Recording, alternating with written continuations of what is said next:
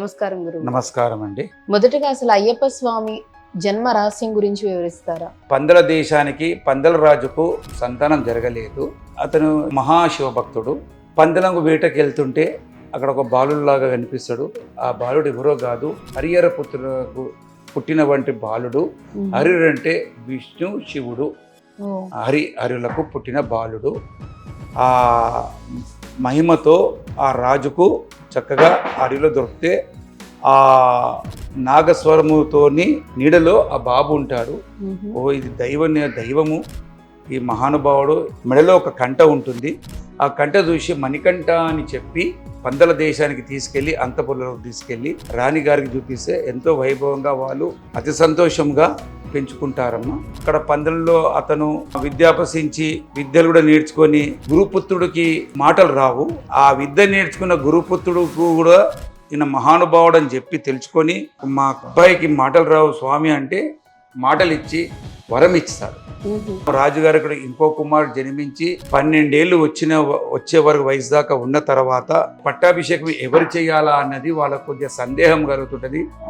రాజుగారు పట్టాభిషేకం మణికంఠునికే చేద్దామని నిర్ణయించుకుంటాడు. అంతలో మహామంత్రి ఏం చేస్తాడంటే, అయ్యో మహారాజుకు పోతుంది మన అబ్బాయికి పోతలేదు అనేసరికి వాళ్ళు ఏదో నాటకం ఆడి ఏదో అనారోగ్యం వచ్చినట్టు చెప్పి రాణిగారు పడుకొని ఆరోగ్యం బాగలేదని చెప్పి వైద్యుని పిలిస్తే ఇది మహా పెద్ద సమస్య అయిన ఆరోగ్యము, దీనికి పులిపాలే కావాలని చెప్పేసరికి ఎవరు వెళ్తారు అనుకునేసరికి మణికంఠుడు నేనే వెళ్తాను నాన్న అని చెప్పి పందుల నుంచి బయలుదేరుతాడు పులిపాలు తేవడానికి. బయలుదేరేటప్పుడు ఆయన తినే ఆహారాలు కూడా అయ్యో కొడుకు వెళ్తాడని చెప్పి రాజుగారికి బాగా ఇది ఉంటుంది. ఆయన నేను వెళ్ళొస్తాను నాన్న, నేను పోతానని చెప్తాడు. ఆయన దేవుడు స్వరూపం కాబట్టి ఈయన అన్నీ తెలుసు, గమనిస్తూనే ఉంటాడు.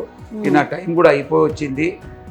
పట్టాభిషేకం తమ్ముడు గారికి చేయించేసి ఈ సమస్య తీర్చాలని చెప్పి ఆ మహారాజు ఏం చేస్తాడంటే అయ్యప్ప స్వామికి వెళ్తుండని చెప్పి గారాభంగా పెంచాడు కాబట్టి ఆయన తినే పదార్థాలు కట్టి ఇవ్వడమే మూటనే అది ఇరుముడు అంటే అది నెక్స్ట్ మీరు అడిగినప్పుడు ఇరుముడు గురించి చెప్తాను. తప్పకుండా. ఆ తల మీద ధరించి అతను పందల నుంచి నడుచుకుంటూ వచ్చి ఎరిమేల్ దగ్గర నుంచి వచ్చి ఎరిమేల్ నుంచి పెద్ద పాదం అంటారు. ఎరిమేల్ నడడం కలిగట్ట, అలుధ, కరిమల తోడు, పెరియాన వట్టము, నీలిమల, అప్పాచి, శబరిమల, ఇవి 5 కొండలు. 5 కొండలైతే ఈయన నడుచుకుంటా ఎరిమేల్ నుంచి నడుచుకుంటా వచ్చి అక్కడ అలుదా నది ఉంటుంది, నల్లదాట కరిమల అని ఉంటుంది.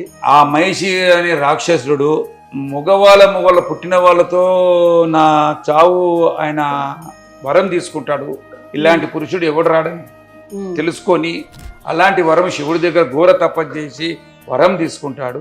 ఆ వరం తీసుకున్న వాళ్ళ అక్కడ మునులకు, బ్రాహ్మణులకు, ఋషులకు ఇబ్బందికరంగా చేస్తుంటే ఈ మహానుభావుడు ఈయనకు సంహరించడానికి మహానుభావుడు వెలిశాడు. మహిషిని చంపేసేసి మీ నుంచి దేవేంద్రులు, దేవతలు అందరూ ఈయన ప్రత్యక్షమయ్యి వాళ్ళే పులిలేయి ఆయన పులి మీద కూర్చొని పులిపాలు తీసుకొని పందల రాజానికి వెళ్ళేసరికి అందరూ ఆశ్చర్యపోతారు. ఈయన మహానుభావుడు మామూలు వ్యక్తి కాదని చెప్పేసి రాజుగారు నమ్మి నాదిగా టైం అయిపోయింది, తమ్ముడికి పట్టాభిషేకం చేయించండి, నాకు ఎట్లా నువ్వు పోతే ఎట్లా అంటే నేను బాణం వేస్తాను, ఎక్కడైతే బాణం పడుతుందో అక్కడ నాకు గుడి కట్టించండి అని రాజుగారు చెప్పి ఒక బాణం ఇస్తాడు. అది చక్కగా శబరిమల కొండల్లో పడుతుంది. మణికంఠుడు చెప్పిన విధంగానే గుడి కట్టిస్తాడు. ఆయన గుడికి నేను వెళ్ళిపోతాను గుడిలో దగ్గరికి ఆయన లేవపోతుంటే అయ్యా అప్ప అని అంటాడు.